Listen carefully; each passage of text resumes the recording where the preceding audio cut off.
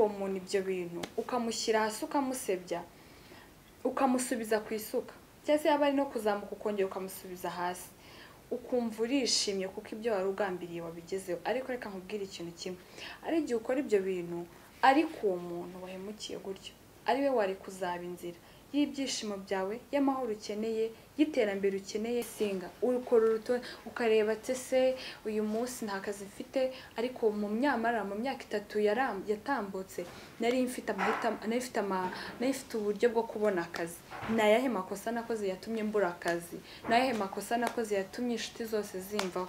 Nayahe makosa nakoze yatumye ngira urugo? Nayahe makosa nakoze yatumye uyu munsi? So ujye ugira neza wigendere, kandi ujye ugirira neza umuntu, ndetse ujye ugerageza ujye uharanira mu buzima bwawe iteka guhora uteza mugenzi wawe imbere, kuko uwo mugenzi wawe uri guteza imbere niwe nawe ushaka kuzaguteza imbere. Kuko niba bavuga ngo Imana ifite inzira zirenga 1000 inyuramo ikugirira neza, ntabwo wamenya niba atari wawe undi Karori wakuje ku kazi, ntiwamenya niba atari Kayitesi wambuje akazi, ntiwamenya nimba ari Murekatete watanyije n'inshuti zawe zimufitiye umumaro.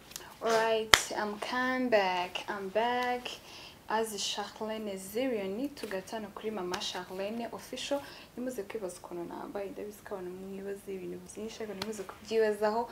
So bahaye ikaze mu kiganiro nakagaruka, ni Charlene Zirion ndetse no mu kiganiro Fight or Die. Today tugarutse mu yindi topic cyangwa se mu yindi sanganyamatsiko dufite uyu munsi. So ariko ndizera yuko mwese mumeze neza, abakurikira Mama Charlene muri hanze y'u Rwanda, abari mu gihugu imbere, ndetse abameze neza n'abatameze neza, mwese mwihangane.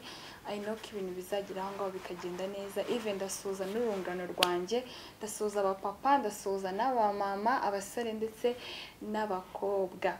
Nizeye ko mumeze neza. Bye kaze. So uyu munsi tugiye marano kunambaye, ariko uyu munsi tugiye kuganira ku kintu cyitwa, urabona hari nk'ukuntu umuntu afata mugenzi we akamushyira hasi, ugasebya mugenzi wawe, ukamumara nk'inshuti, ukamumaraho abavandimwe bakamwanga kubera ari imipango cyangwa ari ibintu wakoze. Ariko uyu munsi tugiye kuganira ndetse turebere hamwe ingaruka ziba ziri muri cya kintu, mu mahitamo abantu dukora, mu bintu abantu dukora bya buri munsi, mu bucuti tugirana n'abantu. So rero mbahaye ikaze. Niba utarakora subscribe, ugenda ukore subscribe, ukore share. Ikiganiro ushobora gusanga wowe kitakureba cyangwa se wowe nta kintu wacyungukiramo, ariko uzi mugenzi wawe hari wagira icyo yungukiramo wakimusharinga. Ushobora no gukora like ndetse na comment, ukatubwira hasi uko bimeze, cyangwa se ukambwira ati Charlene watubabariye muri Fight or Die y'ubutaha, ukazatubwira kuri iki kintu, cyangwa se ukazatubwira ku nsanganyamatsiko igira gutya. So byandike muri comment hasi. So kambabwire, hari igihe ufata mugenzi wawe cyangwa se inshuti yawe cyangwa se ari umuntu mudafite ubushuti buhambaye, ukamusebya, ukamukura inshuti, ukamukura abavandimwe, even ukamukura no mu kazi.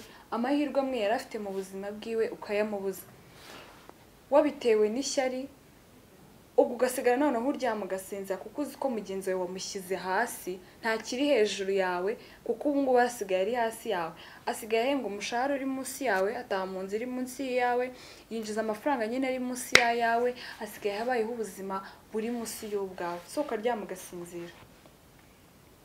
Ariko reka mbabwire ikintu kimwe, ni ikintu abantu benshi dukunda kukirengagiza, ariko twagakwiye kugipengaho attention. Ibi ntabwo bireba urubyiruko gusa, ndetse n'abantu bakuru. Hari igihe ukorera uwo muntu ibyo bintu ukamushyira hasi ukamusebya ukamusubiza ku isuka, cyangwa se yaba ari no kuzamuka ukongera ukamusubiza hasi ukumva urishimye kuko ibyo wari ugambiriye wabigezeho. Ariko reka nkubwire ikintu kimwe, ari igihe ukora ibyo bintu ariko uwo muntu wahemukiye gutyo ari we wari kuzaba inzira y'ibyishimo byawe, y'amahoro ukeneye, y'iterambere ukeneye, ryo kuzamuka na za mpano ufite mu buzima bwawe ushaka kugaragaza, ari uwo muntu wari kuzaba inzira yo kugira ngo ibyo byose ubigereho. Iza washaka kuzaba umukinnyi ukomeye se w'amafirme, cyangwa se umuririmbyi, cyangwa se umukinnyi w'umupira, cyangwa se mu basketball, ni cyangwa se ushaka gusakina volleyball, ibintu bigiye bitandukanye byinshi, cyangwa se ushaka kuzaba umunyamakuru, mu blog ukomeye. so ugasanga wa muntu rero washyize hasi niwe wari kuzaba inzira yo kugira ngo ugere kuri iryo terambere wari utegereje. Ugazahora wicaye uvuga ati se nzazamuka ryari, nzanyura he, bizanyura mu zenzira, bizanyura mu zenzira kandi gute, kandi mu gihe uwo nguwo wari kuzakubera inzira n'umuyoboro wo kugera ku byo wifuza waramaze kumushyira hasi. So nawe ugasanga ahubwo urimo uridindiza. So nujya guhemukira umuntu, nujya gusubiza umuntu hasi, ujye umekinga shuwa yuko kandi ujye ubimenya neza yuko ibyo ngibyo uri gukora nawe biri buze bishobora kukugiraho ingaruka, kuko uhari kandi nawe uhari kuko mpari. Umuntu abayeho kubera hari undi. Ubusobanuro bose babakwiyeho kuri iyi si, wasigara uri kumwe nandi. So ujye ugira neza wigendere, kandi ujye ugirira neza umuntu, ndetse ujye ugerageza, ujye uharanira mu buzima bwawe iteka guhora uteza mugenzi wawe imbere, kuko uwo mugenzi wawe uri guteza imbere niwe nawe ushobora kuzaguteza imbere. Kuko niba bavuga ngo Imana ifite inzira zirenga 1000 inyuramo ikugirira neza, ntabwo wamenya niba atari wawe undi Karori wakuje ku kazi, ntiwamenya niba atari Kayitesi wambuje akazi, ntiwamenya nimba ari Murekatete watanyije n'inshuti zawe zimufitiye umumaro. So ugasigara rero aho ngaho urimo uramangamanga. So mu buzima bwawe nimba udatera imbere, nimba mu buzima bwawe hari ibintu bitagenda neza, urebe nimba hatari abantu wasize hasi, urebe nimba hatari abantu wasubije hasi, ukaba ariyo mpamvu nawe uri guhura n'izo ngaruka. Kuko ushobora kuba Karori waramushyize hasi uyu munsi ukaba warabuze akazi, kandi ari Karori wari kuzatuma ubona ku kazi. Icyo kintu ugende ukigenzure mu buzima bwawe. Ako kari akanyuzeho kandi kari akagaruka. So iki kintu tugiye kuganiraho muri aka kanya, tugiye kuganira, hari abantu muri uyu munsi wa none babayeho mu mateka, babayeho mu buzima bw'amateka mabi, babayeho mu buzima bw'amahitamo mabi bakoze, cyangwa se ababayeho mu buzima bwa mistake bakoze mu minsi yabo yatambutse, ariko uyu munsi bakaba bakirimo barahura n'izo ngaruka. So ubu munsi rero wabasha kubivamo gute,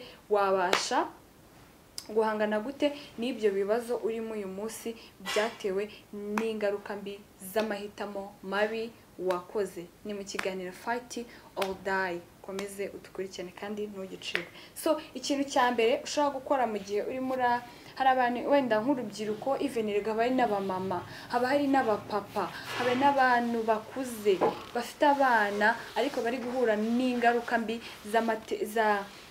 mbi z'amahitamo mabi bakoze ida bakiri bato.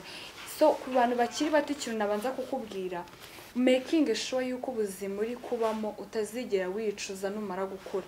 Kuko hari igihe ugera mu myaka 30, ugera mu myaka 20, ukavuga uti ya myaka yanjye 18, ya myaka yanjye 19, ya myaka yanjye 20, iyo mbimenya nkayifata neza, nkitwara neza, ntabwo ibi ngibi byari kuba biri kumbaho. Nuramuka urebye iki kiganiro uri muri iyo myaka, uri mu rungano rwanjye, ubanza checking icyo kintu yuko uri kukibamo neza, ubuzima bwawe uri kubamo neza ku buryo utazabwicuza. Sinkubwiye ngo ureke kugira ngo ubeho ubuzima ushaka, sinkubwiye ngo ureke gusura inshuti zawe, sinkubwiye ngo ureke gusohokana n'inshuti zawe, sinkubwiye ngo ureke ngo kugira ngo wagiye muri party. That's fine and it's your choice, but umenye ibyo ukora, ubimenye buri kintu cyose igihe amasaha yacyo. Hari n'abamama uyu munsi, hari n'abapapa uyu munsi bapfuye gushaka gutyo gusa bakajya mu ngo, cyangwa se n'abandi bantu bakuze ariko barimo barahura n'ingaruka mbi z'amateka z'amahitamo mabi bakoze bakiri bato. Ikintu cya mbere ukwiye kuvuga uti nakoze amakosa. Emera amakosa wakoze, wemere n'amahitamo mabi wakoze. Iyo niyo step ya mbere ukwiye kureba kandi ukayitaho. Mu gihe wamenye ko iyo uhora uhunga, igihe uri guhura n'ingaruka mbi z'amahitamo wakoze mabi, ariko ugakomeza uvuga ati ntago byari kubera njyewe, nta kundi nari kubigenza. Iyo ukirimo uravuga gutyo kandi iyo ukiri muri etape nta kintu ushobora kugeraho, n'ahandi ukomeza wicuza. Ariko iyo wicaye ukavuga uti ni amakosa yanjye narayakoze, ndayemera, ahubwo ngiye gushaka izindi nzira kugira ngo bashe gusubira mu buzima nahozemo. Icyo nicyo kintu cya mbere ukwiye gukora. Banza wite kwemera ikosa, nicyo kintu cya mbere ukwiye gukora, kandi ibyo bintu nubikora uzabimenya nawe, uzanyandikira umbwire ati Charlene narabikoze ibi bintu kandi byarakunze. Ikindi kintu umuntu aba akwiye gukora kugira ngo abashe guhangana n'ingaruka z'amateka z'amahitamo mabi yakoze, urakisesinga, ukora urutonde ukareba ati se uyu munsi nta kazi mfite, ariko mu myaka 3 yatambutse nari mfite uburyo bwo kubona akazi. Nayahe makosa nakoze yatumye mbura akazi? Nayahe makosa nakoze yatumye inshuti zose zimvaho? Nayahe makosa nakoze yatumye ngira urugo? Nayahe makosa nakoze yatumye uyu munsi nabuze kaminuza kugira ngo njye kwiga? Nayahe makosa nakoze uyu munsi nkaba naracikije ishuri? Nayahe makosa uyu munsi nakoze ubuzima bwanjye bukaba bwarangiritse cyane? Icyo kintu ukakireba ukakimenya. Iyo umenya amakosa wakoze mu buzima bwawe ukamenya aho ibintu byapfiriye, ubasha kubikosora, sibyo? Kuko nk'abantu bakora baba YouTubers, hari igihe ukora nk'ikiganiro abantu ntibagikunde bakakubwira ngo hari amakosa yangaya, ariko iyo urebye mu makosa wagiye ukora umenye uko uyakosora. So niba ushaka kuva muri izo ngaruka mbi z'amahitamo mabi wakoze cyangwa se ibintu bitari byiza wagiye ukora, wowe ubanza umenye ngo ese byapfiriye hehe, nihe ibintu byahitamiye. Ikindi kandi uba ukwiye kwemera ibyabaye. Burya uburyo bwiza bwo guhangana n'amateka mabi n'ingaruka mbi ni uko wemera ibyabaye, ntukomeze ubunga. Hari igihe umuntu akora amakosa akongeraho andi makosa kugira ngo apfukiranye amakosa yarangiye, ariko burya uba uri kongera ibiro by'ingaruka mbi uzarushaho kugira. So stop. Niba hari ikintu kitari cyiza wakoze, niba hari mistake wakoze mu buzima bwawe uyu munsi ikaba yarakugarutse, rekera gukora izindi mistake ngo kugira ngo uhishe ikosa ryabaye, ufate ikosa woroseho irindi kosa ngo kugira ngo iryo kosa ritagaragara nk'ikosa. Icyo kintu mukitondere, wemere. Nurangiza ibyo nubasha kwemera ukemera ko icyo kosa ryabayeho, usigara none uri gushaka izindi nzira nziza zo gushaka uburyo ki wava muri ibyo bibazo urimo urahura nabyo. Ikindi kandi urekere kuzajya wicira urubanza. Igihe umuntu akora ikintu kitari cyiza mu buzima bwiwe ariko agakomeza yicira urubanza, yicira yiteka, ugasanga nyine n'imbaraga wenda wari ugiye kubona byanze kubera amakosa wakoze, and then uraho ngaho uravuga ati okay, n'ubundi ninjye wabyiteye, reka mpame hamwe bimbone. No, you don't have to say that. Ntabwo ugomba kuvuga gutyo, ahubwo wowe rekera kwishinja, rekera kwiciraho umurongo. Burya buri muntu wese ubuzima twese tubayemo turakoze, ariko umuhanga n'uwigira ku makosa yiwe. Kandi iyo umuntu yakosheje nibwo arushaho no kumenya ibintu byinshi. So ntabwo mvuze ngo ukomeze ukose, ariko burya iyo ukosheje wunguka ibintu byinshi cyane.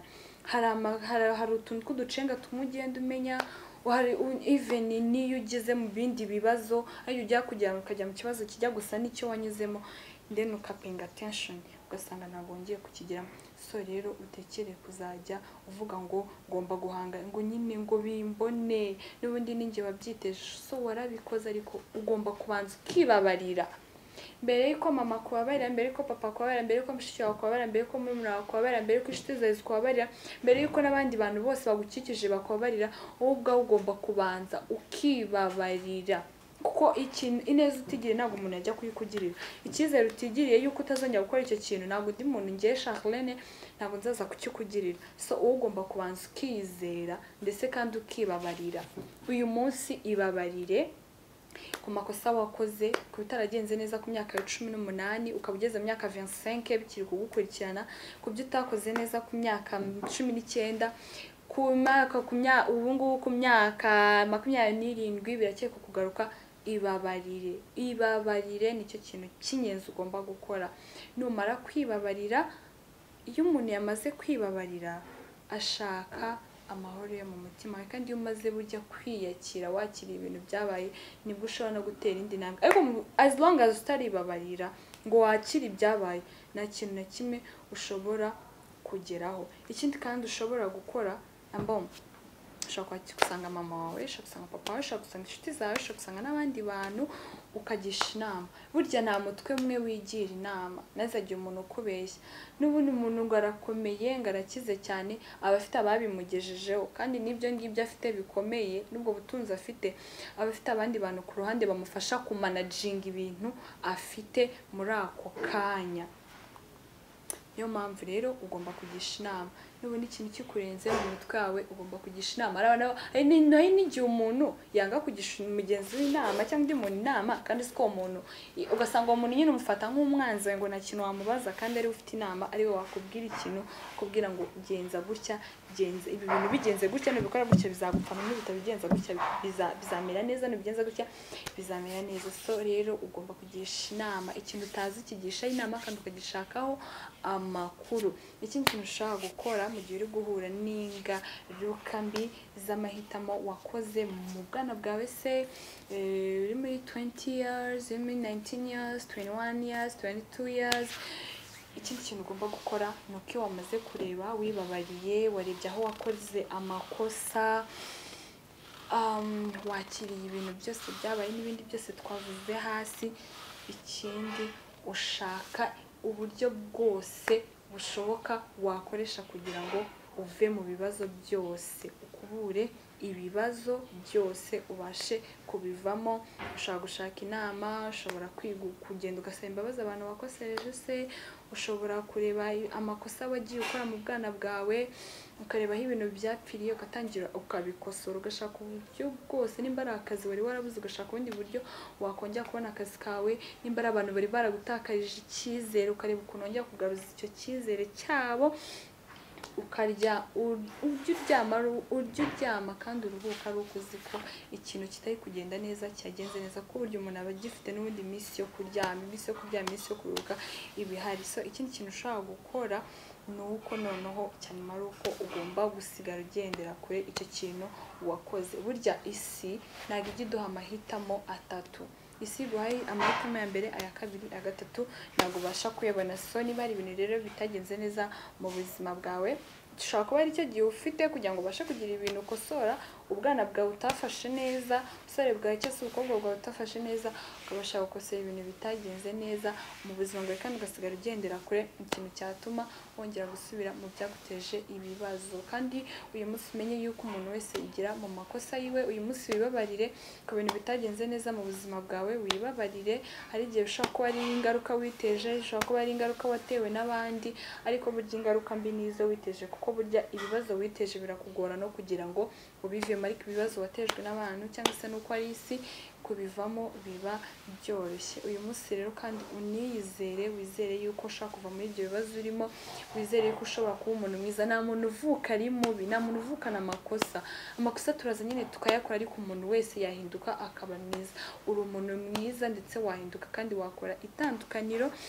Ndetse ariko umuntu udahinduka ni wa muntu udashaka impinduka, wa muntu ukosa niyumve ko yakosheje. Ariko mu gihe wakoze ikintu ukabona nticyagenze neza, umutima ukakurya, ugomba gushaka impinduka. Soke mu kiganiro hano kuri mu kiganiro Fight or Die. Ushobora kwibaza ngo ese ibi ngibi bihuriye he na Fight or Die? Amahitamo y'umuntu burya ni ikintu gikomeye cyane, kuko amahitamo ukoze ufite imyaka 18, aragukurikirana ku myaka 19, imyaka 20, imyaka 30, imyaka 40, imyaka 50, ndetse ukarinda usaza ukajya mu mva ayo mahitamo yawe akigukurikiranye. Twige gukora amahitamo meza, si ukuvuga ngo nukuri ngo bigusaba kuba ukijijwe, ngo usoma Bibiliya cyane, ngo usenga cyane.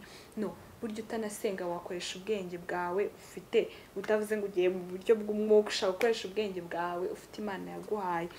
So uyu munsi rero twizeye tugomba gukoresha igihe cyacu dufite neza, kandi tugakoresha igihe cyose umwanya urimo ukawukoresha neza, kuko uwo mwanya urimo nukoresha neza uzaguhesha undi mwanya mwiza uri mu buzima bwawe biri imbere. Ikindi kandi ugakora amahitamo meza uzi yuko atazagukurikirana ngo guteza ingaru. Hari igihe ukora ibintu bibi mu bwana bwawe, mu buto bwawe, busore bwawe, ariko bikaguteza ingaru, kuko burya igihe igihe ni ikintu gikomeye, igihe ntabwo kibagirwa, kandi igihe ugifitiye ideni kigaruka kukwishyuza.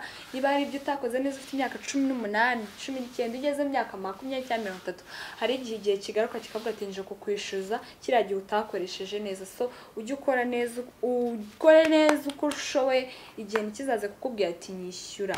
Ikindi kandi uyu munsi ku bitari byiza wakoze, wibabarire, wiyakire, wigirire icyizere, umenye yuko ushobora gukora itandukaniro. Byari mu kiganiro Fight or Die. Ukore share, ukore like, ukore comment, ndetse even na subscribe, uteze imbere. Ikindi kandi ukore comment tubwire uko ikiganiro wakibonye. Murakoze cyane kandi tubashimira ibyo mudutera courage. Ciao ciao.